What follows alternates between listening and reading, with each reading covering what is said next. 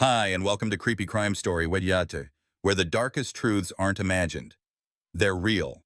She was last seen locking up the broom closet behind the altar. 5 days later, we found her body under the chapel floor, bound, gagged, and stabbed to death. We weren't just looking for a missing student anymore. We were unearthing something far older and far darker. Glasgow, Scotland, September 2006. In a neighborhood known more for silence than scandal, St. Patrick's Church sat wedged between old tenements and narrow streets, just another quiet Catholic parish with chipped bricks and a working-class soul. But this story isn't about architecture, it's about what hid beneath it.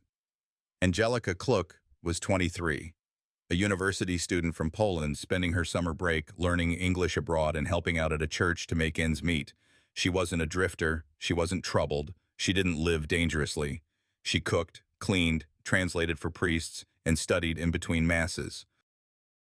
And her life didn't appear to have sharp edges, and that's what made what happened to her so unsettling. She was reported missing on Sunday, September 24th, after she failed to return to her modest room inside the church.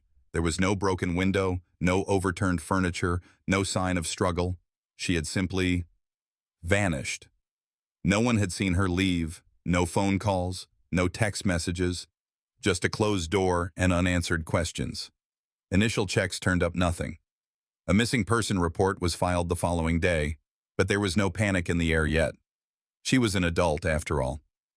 Maybe she had gone off with friends. Maybe she needed space. Maybe she was embarrassed about something. The possibilities were easier to believe than the alternative, but beneath that polite optimism, the police noted something curious early on. Angelika's suitcase hadn't been touched. Her toothbrush was still on the sink. Her phone charger was plugged in. If she had left voluntarily, it hadn't been planned.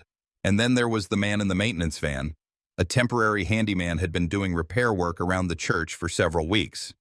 He'd gone by the name Pat McLaughlin, not officially employed, not on payroll, just someone the clergy said they knew through another church contact. He'd been seen painting, lifting floorboards, and sleeping in a storage area near the church garage. No one seemed to know where he'd come from, or where he'd gone, because after Angelika disappeared, so did Pat. When detectives returned on day 3 with warrants and more pointed questions, Pat's belongings were gone. His bedroll, stripped, toolbox, emptied, vehicle, missing. What was supposed to be a minor repair gig suddenly turned into a critical angle in a missing persons case. The church staff remained cooperative. They were shocked, shaken. One of the priests mentioned that Angelika had spoken to Pat frequently in her last few days, though he hadn't thought much of it. She was kind to everyone, he told officers. Maybe too kind. By day 4, the mood in the church had changed. What began as concern had quietly soured into fear. Investigators brought in cadaver dogs, not because they had evidence of a body, but because something didn't feel right. One officer later told Internal Records, "It was too clean, too quiet. Sometimes that's the loudest warning." And then came day 5. The dogs hit near the altar, specifically near a portion of wood paneling that had recently been lifted for electrical rewiring. From above, it looked untouched, but beneath, the subfloor showed signs of tampering, fresh nails, clean cuts, and wood dust. A narrow crawl space had been crudely accessed and then sealed again. When forensics lifted the boards, the stench was immediate. A tightly wrapped body lay curled in the crawl space. Duct tape bound the wrists. A rag was forced into the mouth. Multiple stab wounds punctured the torso and lower abdomen. The face was bloodied but recognizable. Angelika hadn't run. She hadn't left. She had died just feet from the altar, in the very building where she had prayed and worked and trusted everyone around her. At that moment, the investigation shifted. This wasn't a missing persons case. This was now a homicide, with a suspect who had vanished under a false identity and left behind a body buried in one of the holiest spaces in town. The forensic team moved fast. Blood spatter in the crawl space matched the injuries. Hair found on the body was consistent with Angelika's, but the most critical discovery wasn't what was under the floor. It was what had been left in the garage.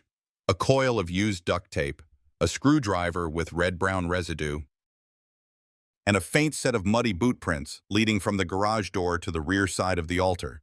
The garage had been used recently. The door had smudge marks. The concrete showed signs of a dragged object. When luminol was applied, a faint smear ran parallel to the wall, as if something had been moved under the cover of darkness. But there was no surveillance, no traffic cam outside the church, nothing digital. It would have been easy for this to stall out here, just another case with too few answers and too many gaps. But then came the break. A fingerprint, one partial print on the inside of the duct tape roll. It hadn't been catalogued in the UK system under Pat McLaughlin. But when run through Interpol's shared EU network, it pinged Peter Tobin, age 60, last known location Portsmouth, registered sex offender, currently wanted for violation of release terms. So who was this man? How had he come to work inside a church with no one knowing his real name? Why was Angelica the one dead? These were the questions that would drive the next phase of the investigation and expose a truth far worse than anyone imagined. When investigators pulled up church maintenance records, they expected at least a contractor ID, tax form, or contact reference. What they found instead was a name scribbled on a scrap sheet: Pat McLaughlin, Handyman. No background check, no verified address, no emergency contact. According to official records, Pat McLaughlin didn't exist. The real discovery came when forensic analysts recovered a partial fingerprint from inside the duct tape roll used on Angelica Cluck's wrists. It was smudged, but usable. Within 36 hours, the print returned a match, not to a local contractor, but to Peter Tobin, a known sex offender with multiple aliases and a long history of evasion. His most recent known address was over 300 miles away in Portsmouth, and he hadn't reported his whereabouts in years. For officers familiar with violent offender registry protocol, the fact that Tobin had embedded himself inside a working Catholic church, unvetted, using a false name, was more than a red flag. It was a systems failure. Tobin had previously served 10 years for the 1993 rape of 2 young girls in England. Upon release, he was supposed to remain under supervision, check in regularly, and notify authorities before relocating. Instead, he disappeared. And by the time Angelica went missing, no one could confirm where he'd been for the past 6 years. But here's where things began to connect. Quietly, deliberately. Through cell site data and regional fuel purchase logs, police determined that Tobin's vehicle, a white Vauxhall combo van, had been parked intermittently behind St. Patrick's Church in the weeks leading up to the crime. A receipt dated 2 days before Angelica's disappearance showed a cash payment at a petrol station less than half a mile from the chapel. A second clue emerged when the forensic team swabbed the interior driver's side door panel of the abandoned van. Beneath layers of grease and worn plastic, a trace amount of Angelica's DNA was found. The pattern matched the smear left on the edge of the crawl space where her body was recovered. Forensic analysts concluded the blood was transferred, not sprayed, not indicative of trauma in the van, but suggestive of someone who had handled her body post-mortem. Meanwhile, detectives tracked Tobin's last known presence to a hostel in London. Records showed he had checked in using the same false name, Pat McLaughlin. He paid in cash, stayed for 2 nights, and left without formal checkout. Surveillance footage from the hostel lobby, while grainy, captured a man matching Tobin's description, limping slightly, wearing a gray windbreaker. The footage was later confirmed by multiple officers who had seen him around St. Patrick's. At this point, investigators had no direct footage of Angelica and Tobin together, no confession, no witness account of an argument. But the pieces, the van, the blood, the alias, the fingerprint, were converging too neatly to ignore. And yet one investigator noted in his field report the data aligned too cleanly. Sometimes that was the problem. Because if Tobin had killed before and stayed hidden this long, then what else was beneath the surface? With an arrest warrant issued and national press beginning to circle the case, Glasgow police contacted the Metropolitan Police to coordinate apprehension. Peter Tobin was placed on the UK-wide wanted list and flagged for immediate arrest. But before they found him, they had to understand who he was. A detailed criminal profile was pulled. Tobin had a pattern of drifting between small towns using multiple aliases and staying near religious or charitable organizations, churches, shelters, rehab centers. He'd work maintenance jobs, avoid digital trails, and live off cash. This mobility made him harder to track.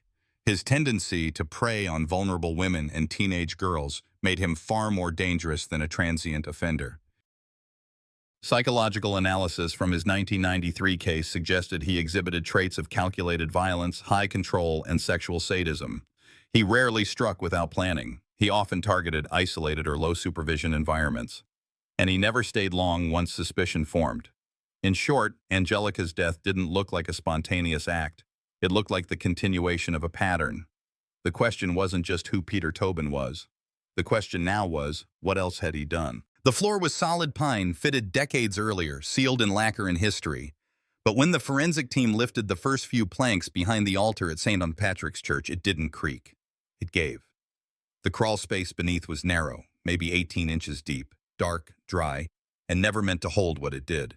Angelica Cluck's body was discovered there, wrapped in a curtain panel from the church's storage closet, gagged, wrists bound with silver duct tape, and stabbed repeatedly through the chest and abdomen. The injuries were sharp, controlled, and inflicted before death. Cause of death: blood loss and asphyxiation. The gag had been forced deep into her mouth, triggering a violent gag reflex. She had not died instantly. A detailed forensic examination indicated she had been attacked in a different location. There were no blood pools under the floor, no signs of a struggle in the sanctuary itself. But beneath the layer of sawdust in the detached garage, investigators found faint blood transfer near a wooden workbench, plus drag marks, consistent with something heavy being moved across the floor. The blood matched Angelica's. The forensic team collected over 30 pieces of trace evidence from the church grounds. Among them, fragments of rubber from a worn boot sole, small hairs embedded in duct tape adhesive, and fabric fibers on the body that did not match any clothing Angelica was known to own. 2 used condoms were recovered from a trash bin outside the garage, both tested for DNA. One produced a match, the other was degraded beyond processing. That single match would prove central to the next phase of the investigation. Meanwhile, the post-mortem revealed the time of death occurred likely within hours of her disappearance on Sunday, September 24th. That placed the window of the crime between 11:30 a.m. and 3 o'clock p.m., a quiet time between mass and evening activities. No churchgoers reported hearing anything. There were no eyewitnesses. Angelica's phone had never left the church. It was found powered off in the bottom drawer of a desk in a side office. Her wallet remained untouched. No valuables were taken. There was no financial motive, no evidence of robbery. Everything pointed to a targeted assault. In reviewing church staff logs, detectives identified who had keys to every lockable room. Angelica had her own set. So did 2 priests, and 1 temporary contractor, listed informally in church notes as Pat. The same man who had not returned since the day Angelica vanished. The same man who never existed on official records. Further analysis of the van discovered nearby showed fragments of wood that matched the underside of the altar's baseboards. Investigators believed the killer had pried up the flooring in advance, choosing a specific location to conceal the body. This wasn't improvised. It was planned. One investigator wrote in his field journal, "The way she was placed, it wasn't just to hide her, it was to delay us." Investigators now knew this wasn't an opportunistic act of rage. It had hallmarks of someone with experience, someone who had done this or something like it before. When a killer takes the time to plan a disposal site inside a religious space, what else are they capable of? This case was no longer just about justice for Angelica. It was about figuring out if she was the first victim or just the most recent. In homicide investigations, the absence of identity is never neutral. It's either neglect or concealment. In this case, it was clearly the latter. Following the identification of a partial fingerprint inside the duct tape roll, the name Peter Tobin emerged, a registered sex offender who had vanished from supervision nearly a decade earlier. But it wasn't just that Tobin had disappeared, it was how he re-emerged, inside a church, under a fake name, with no questions asked. Detectives began backtracking Tobin's movements by analyzing employment patterns and informal lodging records. Under the alias Pat McLaughlin, Tobin had secured a short-term handyman position at St. Patrick's. No contracts, no vetting, just word of mouth from a visiting priest who remembered Pat doing small maintenance jobs at a different parish months earlier. This lack of protocol wasn't illegal, but it was exactly what someone like Tobin needed, a gap in accountability. He moved in and out of institutions where compassion outran caution, and he knew where background checks were least likely to exist, the margins of the system. Investigators obtained a timeline of his stay. Church staff estimated Tobin had been present for just under 3 weeks. During that time, he worked unsupervised in the garage, basement, and various utility spaces of the church. He kept to himself. No one thought to question his credentials. A deeper review of Tobin's criminal file revealed a disturbing consistency.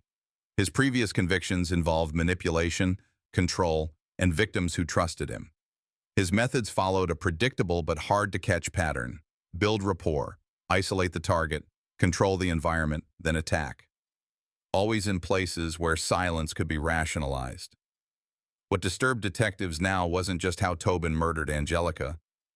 It was how close he'd come to doing it undetected. Had the body not been recovered, had the van not been abandoned, had the duct tape print not been usable, he would have vanished again. Tobin's ability to hide in plain sight forced agencies to re-examine their coordination on high-risk offenders. He had evaded capture across multiple jurisdictions simply by changing names, paying cash, and avoiding digital trails. This wasn't luck, it was experience. The investigation expanded its scope. If Tobin had embedded himself into one church undetected, how many others had he accessed using similar tactics? This led to a task force effort to cross-reference parish volunteer records across the country. A forensic IT team was assigned to scan incident reports from religious institutions for patterns resembling Angelica's case: female victims, low supervision, male contractors with no official employment trail. Meanwhile, the press caught on. Media outlets began digging into Tobin's background. Public outrage followed, not just over the murder, but over the system's failure to track someone so dangerous. In an internal debriefing, one senior officer stated, "We're not just dealing with a killer, we're dealing with someone who's learned to outpace the very mechanisms meant to stop him." There was now no doubt that Angelica Cluck had not been a random target. She had been selected, likely observed, followed, and isolated. Her killer didn't stumble into the church. He inserted himself there with purpose. As police prepared to issue a nationwide warrant, Tobin had already moved. He was found 2 days later in London at a homeless shelter where he again used the name Pat. He had shaved, he had changed clothes, he had ditched his van, but he couldn't erase his fingerprints or his DNA. The arrest was conducted swiftly. No resistance, no confession, just silence. The investigation was no longer focused on one crime. It was now an open question: how long had Tobin been doing this and how many bodies had been missed? The arrest of Peter Tobin in London didn't come with resistance. No outburst, no denial, just silence. He didn't ask what he was being charged with. He didn't demand a lawyer. He didn't even look surprised. That silence would set the tone for the rest of the case. Back in Glasgow, forensic evidence from the church, the garage, the van, and the body of Angelica Cluck had all been compiled into a timeline that held together under scrutiny. DNA from the condoms found in the church bin matched Tobin's. The blood smear inside his van matched Angelica. The partial fingerprint on the duct tape matched Tobin. It was enough to charge him with murder. The trial began in May 2007 at the High Court in Edinburgh. Tobin pleaded not guilty. The prosecution presented a clean forensic narrative. Angelica had been attacked in the church garage, restrained, sexually assaulted, stabbed, and then hidden under the floor. The murder weapon was never found, but the wounds were consistent with a sharp, narrow blade, likely a screwdriver or thin chisel, both of which Tobin had access to through his church work. One of the most damning pieces of testimony came from the forensic pathologist who performed the autopsy. The cause of death was determined to be a combination of stabbing injuries and positional asphyxia. The gag placed in her mouth and the positioning of her body under the floor had restricted her ability to breathe. The injuries showed no signs of hesitation or struggle from the attacker. The defense offered no alternative suspect, no alibi. Tobin's legal team focused on challenging the chain of custody for the evidence, raising procedural questions about when certain samples were collected and whether contamination was possible. The jury didn't buy it. Throughout the trial, Tobin refused to speak. He never addressed the court, never offered an explanation, never responded to the evidence. This wasn't interpreted as remorse, it was viewed as calculation. Detectives had hoped for a confession, or at least a reaction, but Tobin gave them neither. After 3 weeks of testimony, the jury returned a unanimous verdict: guilty. The judge imposed a life sentence with no possibility of parole. What stood out to the court wasn't just the brutality of the crime, it was the premeditation. Tobin had chosen a place he knew well, worked there long enough to assess weaknesses in access, and used the trust given to him to carry out the attack. But there was something else. The judge referenced Tobin's prior conviction from 1993. Two girls, both underage, assaulted and held captive in his home. One escaped. That case had been violent, but Tobin had served his time and legally had paid his debt. But Angelica's case showed a repeat pattern, only this time with lethal outcome. What troubled the investigators wasn't just that Tobin had killed. It was the growing sense that Angelica might not have been his only victim since disappearing from supervision. There were years unaccounted for, years where his whereabouts were unknown, years where missing women's cases sat unresolved. That's when Scotland police began preparing what would become one of the most extensive re-examinations of unsolved cases in UK history, Operation Anagram. After the conviction of Peter Tobin for the murder of Angelica Cluck, detectives faced a larger question, one that had been forming quietly in the background. What had he been doing during the years he wasn't under supervision? Tobin had slipped through formal tracking channels after his release from prison in the late 1990s. He'd changed names, moved frequently, avoided bank accounts, and stayed close to institutions that offered shelter without scrutiny. Churches, hostels, charities, no digital trail, no leases, no employment records, only fragments, fuel receipts, informal references, cash payments. Following the Cluck investigation, Police Scotland initiated a nationwide review. It was dubbed Operation Anagram.